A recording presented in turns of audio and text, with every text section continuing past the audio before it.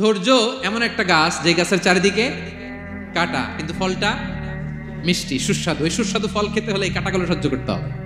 ধৈর্য। ছোট্ট ছেলে মেয়েদেরকে ননির পুতুল করে গড়ে তুলবেন না, খবরদার।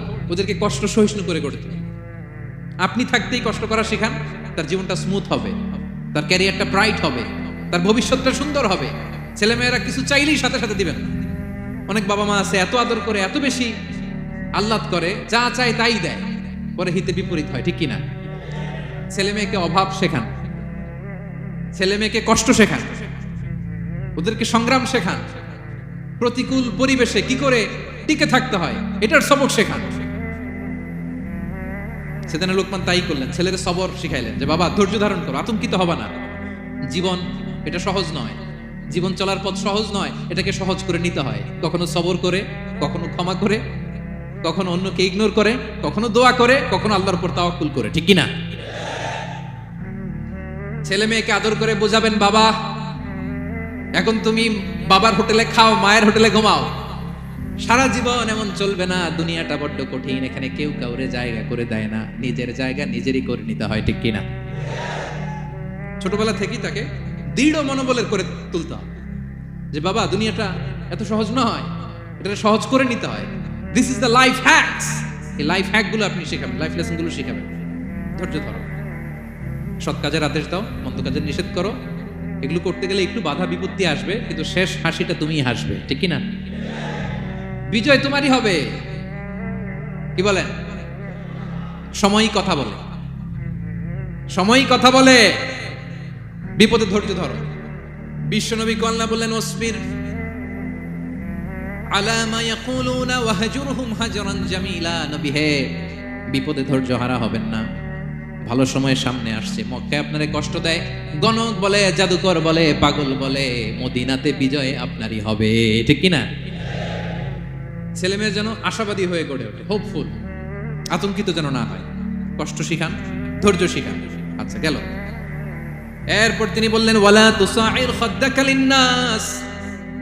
ও আমার কলিজার টুকরা সন্তান, ওয়ালা তুসাইর খাদ্দাকা লিন্নাস। অহংকার করে মানুষ থেকে মুখ ফিরিয়ে নিও না।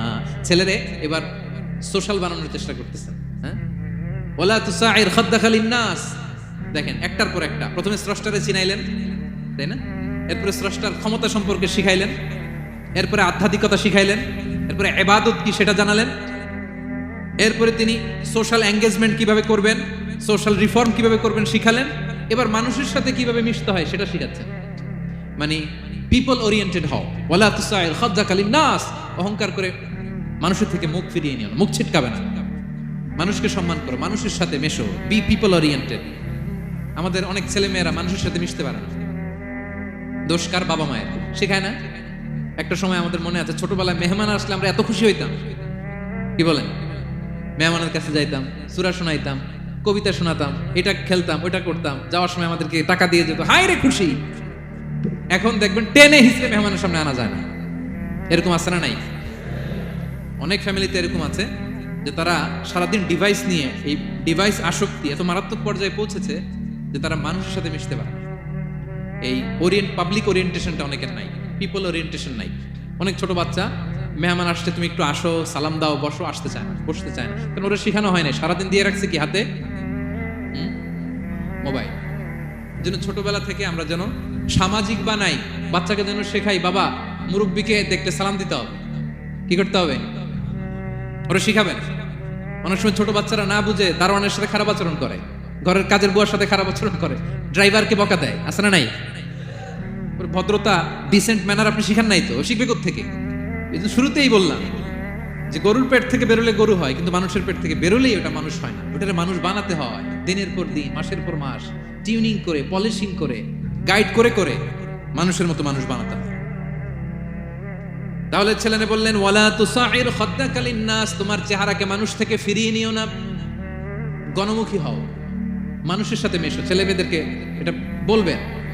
শহরে থাকলে মাঝে মাঝে গ্রামে নিয়ে যাবেন, কাদার মধ্যে ছেড়ে দিবেন, হাট বেটা, হ্যাঁ, কাদায় ছেড়ে দিবেন, পুকুরে ছেড়ে দিবেন, দৌড়াদৌড়ি করতে করতে তারপরে তারা শিখবে, দেখবে। মাছ, জ্যান্ত মাছ দেখে নাই আমাদের অনেক ছেলে মেয়েরা, আছে না নাই? ওরা ভাবে মাছ বোধহয় ওই ইয়ের মধ্যেই পাওয়া যায়, শপিং মলেই পাওয়া যায়, ফ্রিজের মধ্যে থাকে, এরপরে এটা খাইতে হয়। জ্যান্ত মাছ দেখলে দেখবেন ভয় পেয়ে গেছে, কারণ শেকড়ের সাথে এদের কোনো সম্পর্ক নাই। এরা যেন গণমুখী হয়, শেকড়ের সাথে যেন এদের সম্পর্ক থাকে। হ্যাঁ, এটাই দেখেন, এই উপদেশটা কয় হাজার বছর আগের। মনে হচ্ছে যেন আজকের পরিস্থিতি দেখে দেখে লোকমান ইসলাম ছেলেকে অ্যাডভাইস করতেছেন। সুবহানাল্লাহ বলবেন না?